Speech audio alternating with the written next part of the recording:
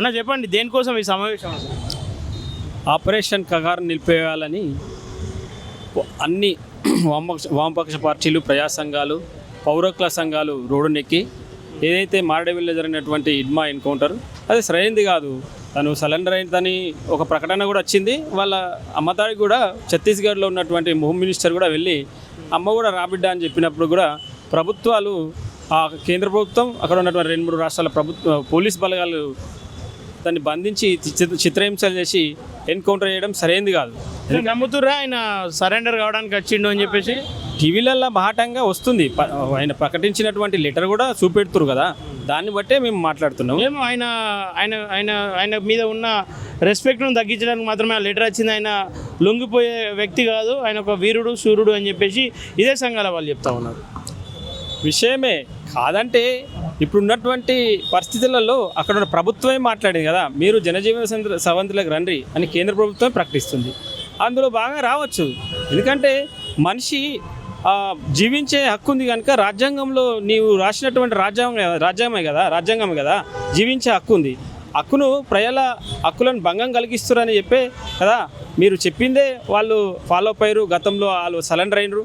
మిగతా ఇప్పుడున్నటువంటి దేశంలో ఉన్నటువంటి పరిస్థితులకు అనుగుణంగా వాళ్ళు ఉద్యమాలు చేకూర్చే ప్రయత్నంలో ఇట్లాంటి వామపక్ష మీటింగ్లు కావచ్చు, గతంలో ధర్నా చౌక్లో కూడా ధర్నా జరిగింది, శాంతి చర్చలు చేయాలని చెప్పేసి అనేక సమావేశాలు అయినప్పటికీ కూడా అటు బీజేపీ ఏ చోట కూడా శాంతి చర్చలకు ఒప్పుకునేటువంటి దాఖలాలు లేవని చెప్పేసి కటాఖండిగా చెప్తా ఉంది.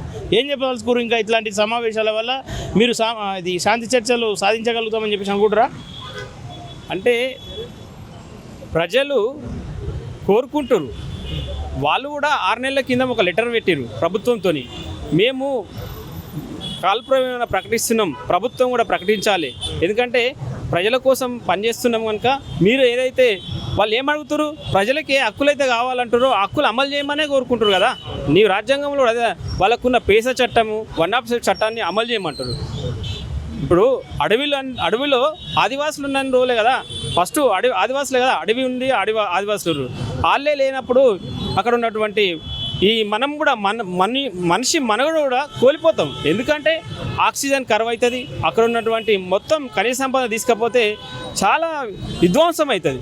ఇప్పుడు జరుగుతున్నటువంటి మనకు క్లౌడ్ బస్టర్ జరుగుతుంది. ఎందుకు జరుగుతుంది? ఆయా దేశాలలో యుద్ధాలు చేస్తున్నారు కనుకనే అవి అక్కడ ఉండి ఆ క్లౌడ్ బస్టర్ జరుగుతుంది.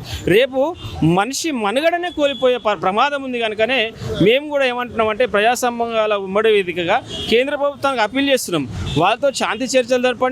శాంతి చర్చలు జరిపి మీరు చెప్తున్నదే వాళ్ళు మీరు అంటున్నారు కదా జనజీవన సవంతులకు రమ్మంటారు కదా, వాళ్ళు వస్తామన్నప్పుడు కూడా మీరు వాళ్ళతో శాంతి చర్చ జరపడం ఇది సరైనది కాదు.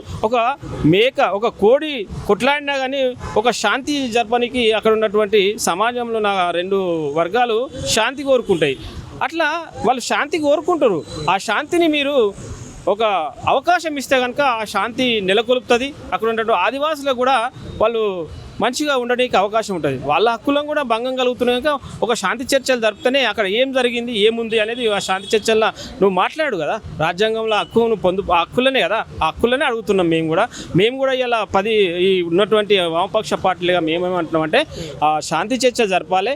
ఎందుకంటే ఒకటే రాజ్యం ఒకటే ప్రధాని అనేది సరైనది కాదు.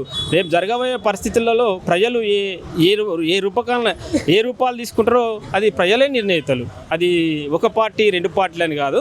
విషయం ఏంటంటే మేము కూడా అప్పీల్ చేసేది మావోయిస్ట్ పార్టీతో కావచ్చు శాంతి చర్చలు జరిపి మరి వాళ్ళతో మాట్లాడాలని కోరుకుంటున్నాం.